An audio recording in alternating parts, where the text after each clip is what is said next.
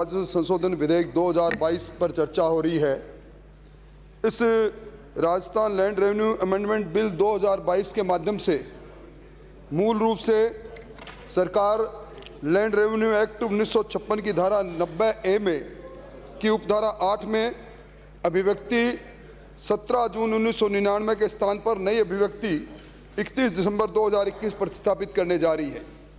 और इसके साथ मंत्री महोदय एक परंतुक भी आपने जोड़ा है, और उसमें जोड़ा है आपने कि गृह निर्माण सहकारी समिति द्वारा 16 जून 1999 के पश्चात कोई रिहायशी भूमि आवंटन की गई किसी रिहायशी भूमि का आवंटन और उस पर पट्टा जारी किया गया है तो उसे उपधारा 8 का लाभ नहीं प्राप्त होगा। उद्देश्य और कारणों के कथन में आपने लिखा है कि पिछले दो दशकों से नगरीय क्षेत्र में बड़ी तीव्र प्रगति हुई है। रोजगार की तलाश में गांव के लोग शहरों में आने लगे हैं और इसका परिणाम ये रहा कि आज सभापति महोदय शहरों के आसपास जो भी पेरिफेरी जमीन है या शहर के पास जो भी कृषि भूमि आ गई, उनमें लगातार बिना नियमों के, बिना अनुमोदन के कुकर मूता की तरह कृषि उपज मंडियों पर कॉलोनियां काटी जा रही है। कॉलोनियों में कई जगह पर गृह निर्माण सहकारी समिति और कई जगह पर अलग से भूमाफिया इसको बिना किसी अनुमोदन के काट रहे हैं। मैं निवेदन करना चाहता हूं कि आपने इसमें कट ऑफ तारीख दी है, आपने कट ऑफ डेट बढ़ाई है 17 जून 1999 से आपने इसको लेके गए आप दिसंबर 2021 तक, 31 दिसंबर 2021 तक। तो आप मुझे बताएं कि आप में इसमें डिफ्रेंशिएट कैसे करोगे? 17 जून 2099 इससे पहले जो कृषि उपज मंडिया में जो कृषि भूमि पर अगर किसी ने गृह निर्माण सहकारी समिति ने कॉलोनी काटी, उसको तो आप जरूर उस पर कंसीडर करेंगे, पर क्या इसका आप डिफ्रेंशिएट कैसे करोगे कि गृह निर्माण सहकारी समिति ने उसके बाद कोई कॉलोनी काटी है या किसी ने वैसे ही कोई भी व्यक्ति किसी भी जमीन को काट दी उसने, आप उसमें एक तरफ के लोगों का तो आप नियमन करोगे और कृषि उपज मंडी ये जो गृह निर्माण सहकारी समिति है इसको आप छोड़ोगे। इसमें निश्चित तौर पर एक ऐसी खामी आएगी क्योंकि कोई ऐसा डिमार्केशन नजर आता नहीं है। कौन सी जमीन गृह निर्माण सहकारी समिति द्वारा 1999 के बाद में काटी गई है, अगर उसने पट्टे नहीं दिए तो कोई प्रमाण नहीं कि जमीन किसकी है। और उसी प्रकार की पास में जमीन अगर किसी कॉलोनाइजर ने लेके उसने जमीन में अलग अलग उस प्लाटों को बेच दिया तो वो नियमन की श्रेणी में आ जाएगा। इसलिए निवेदन करना चाहूँगा।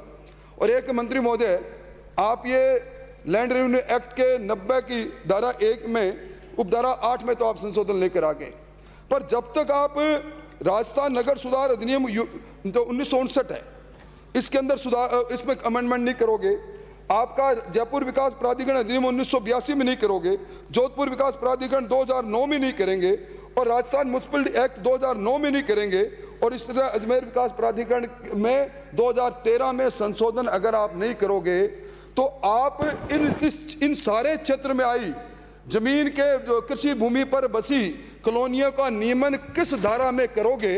क्योंकि यह संपूर्ण एक्ट है। आज मैं जिस तरह मैं चूरू का रहने वाला हूं तो मेरे यहाँ नगर पालिका अधिनियम 2009 प्रभावी है।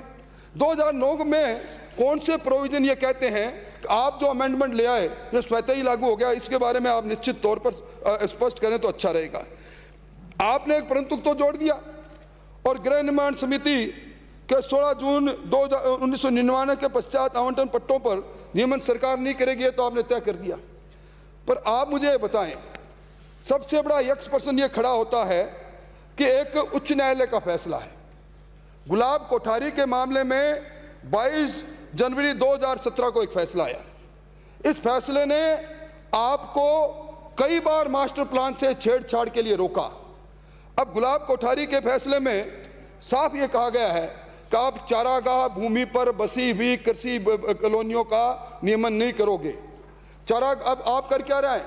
चारागाह जमीन पर जो जमीन है पहले उसकी किस्म को आप सवाई चक में बदल रहे हो और उसके बाद आप उन पट्टों का नियमन करोगे। मैं समझता हूं कि गुलाब कोठारी के जो उच्च न्यायालय का फैसला है उस फैसले को धत्ता बताने के लिए आप गलियां ढूंढने का काम करते हो। मैं धन्यवाद देना चाहूँगा, अगर ये फैसला उच्च न्यायालय में गुलाब कोठारी जी की रिट नहीं होती तो आज हमारे जो फेफड़े हैं, आज मास्टर प्लान में क्या है मंत्री महोदय, मास्टर प्लान में नियोजित जो हमारा विकास है वो छुपा है। मास्टर प्लान के अंदर 60-40 फैसिलिटी एरिया की बात लिखी है। आज लगातार पर्यावरण दूषित होता जा रहा है। अभी भिवाड़ी का हमने आज अखबारों में पढ़ा, दुनिया में सबसे प्रदूषित हमारा शहर बन गया। आप जो इन सारी कॉलोनिया के बीच में फैसिलिटीज के नाम पर जो उद्यान की जगह छोड़ी गई है, जो बाग की जगह, जो गार्डन की जगह छोड़ी गई है, आज उनमें भी जब आप इस नियमन की तरफ जाओगे तो फैसिलिटीज कहीं दिखेगी नहीं। पहले 60-40 पर 70-30 पर आए। मुझे आप बताएं कि आप नियमन करें, मुझे कोई एतराज नहीं, पर नियमन करेंगे तो फैसिलिटीज एरिया और मास्टर प्लान में अगर इकोलॉजिकल जोन कोई दिखा दिया और इकोलॉजिकल जोन के लिए गुलाब कोठारी का फैसला कहता है कि आप इकोलॉजिकल जोन में रिहायशी गतिविधि नहीं कर सकते, तो आप क्या करेंगे? जरा स्पष्ट कर दें। और आप मुझे यह भी बता दें कि मास्टर प्लान के विपरीत लैंड यूज चेंज करके आप कृषि भूमि पर बसी जमीनों को आप रेगुलाइज करेंगे तो कैसे करेंगे? हाईकोर्ट का फैसला आपके सामने है। और नहीं करेंगे तो इसका स्पष्टीकरण तो जाना चाहिए। मैं कह रहा हूं सभापति महोदय, जिम्मेवारी से ये वोट की फसल काटने के लिए और सिर्फ अपनी जिद के लिए, इस बार तो जिद भी नहीं, इनको शांति जी को अशांत कर दिया ये हमारे पानी पिलाने वाले महकमे के माननीय मंत्री जी ने, और एक वो बाहुबली मंत्री जी है नहीं, इन्होंने फपेट के रख दिया और इन्होंने तत्काल बिना सोचे समझे कट ऑफ डेट बढ़ा दी। कट ऑफ डेट बढ़ाएं, मुझे कोई ऐतराज नहीं, पर मुझे तो आप ये फैसला बता दें कि अगर गुलाब कोठारी और अब्दुल रहमान के फैसलों में अगर कोई जमीन आपकी नदी नाले जोड़ और तालाब के क्षेत्र में दर्ज की है, उस जमीन पर दर्ज किया, उसके बावजूद काश्तकार उस पर था, मामला अलग अलग कोर्ट में है, स्थगन में है, और उस जमीन पर उस काश्तकार ने जो नदी नाले जोड़ की जमीन है, मंदिर माफी की जमीन है, उस जमीन पर अगर कृषि भूमि पर अगर कॉलोनी बस गई, क्योंकि आपके यहाँ तो 31 दिसंबर 2021, मतलब अब तो एक तरह से एक फ्लड गेट खोल दिया आपने। आप कहीं भी लो, एक सभापति महोदय, जेडीए एक कॉलोनी काटती है, स्वपन लोग काटती है, दूसरी काटती है, उसमें एक आदमी जमीन प्लाट लेता है और एक नाथूलाल महर्षि एक जमीन काट देता है अपनी कृषि भूमि में, उसमें लेता है, दोनों के रेट में दिन रात का फर्क, क्योंकि उस नाथूराम महर्षि को अपनी फैसिलिटीज एरिया नहीं छोड़ना पर, और वो जेडीए में जिसने पैसा ज़्यादा दिया आज उसको, और आज ये फ्लड गेट खोल के आप करना क्या चाहते हो मुझे बताओ। दूसरा मैं निवेदन करूं कि अभी एक फैसला हुआ है, ये आपके संदीप मेहता और न्यायाधीश विनोद कुमार भरवानी ने, आपने फैसला किया गोचर भूमि को, आपने कहा 35 साल पुराना आवश्यक कब्जा हो उसको नियमन करने का, कोर्ट ने आपको रोका। आज निश्चित तौर पर गोचर भूमि पर बड़ी संख्या के अंदर आवासीय कॉलोनियां बस गई। आप उन कॉलोनियों के बारे में आपका दृष्टिकोण क्या है आप मुझे बताएं, और मैं तो आपसे मोटे तौर पर इतना ही निवेदन करूंगा कि आपने तारीख तो आगे बढ़ा दी 31 दिसंबर की, और आप इनसे 50 रुपये और 100 रुपये प्रति वर्ग मीटर का विकास शुल्क भी लेंगे, पर इसके बदले में आप उनको क्या आधारभूत संरचनाओं सहित वो फैसिलिटीज देंगे? आपका कोई प्लान तो होना चाहिए। आज मुझे आप कह रहे हो कि इस जमीन पर आज मैं तुझे पट्टा दे रहा हूं, तू रह, तो मुझे पानी, बिजली, सड़क, विकास शुल्क के नाम पर विकास की कोई परिकल्पना आपके मन में हो तो निश्चित तौर पर बताएं। और मंत्री महोदय, मैं आखिर में कह रहा हूं, रेवड़ियां बांट रहे हो, आप बांट दोगे पट्टे, कुछ एक बार थोड़े लोग खुश हो जाएंगे, पर अलग अलग समय कोर्ट में उस गरीब का आशियाना टूटेगा, क्योंकि आप सारे नियमों और प्रक्रियाओं को दत्ता बता रहे हो, तो उसके बाद उसकी जीवन भर की कमाई चली जाएगी। आपको इसमें निश्चित तौर पर बात करनी चाहिए। अकेले जयपुर में 2500 कॉलोनियां है माननीय सदस्य, इसलिए इस पर निश्चित तौर पर आप करें। और एक 1999 आपने जून 1999 की कट ऑफ तारीख रखी है, अब ये बैक डेट में जो खेल चलेगा ना, उसको कैसे रोकोगे जी? 1999 अध्यक्ष महोदय, मैं आज सदन में जिम्मेवारी से कह रहा हूं, ये जो 17 जून 1999 की कट ऑफ डेट है, आज इस राजस्थान में कोई शहर ऐसा नहीं है जहां ठेले के अंदर गृह निर्माण सहकारी समितियां का आदमी ठप्पा लगाता है और बैकडेट में पट्टा जारी करता है, आप उस रैकेट को बढ़ावा देने की कोशिश करोगे। आपको फ्रूटफुल कोई ना कोई इसका मैकेनिज्म लेकर आना चाहिए। इसलिए मैं निवेदन करना चाहूंगा। और एक दूसरी मेरे को बताओ, 31 दिसंबर 2021 आपकी तारीख है।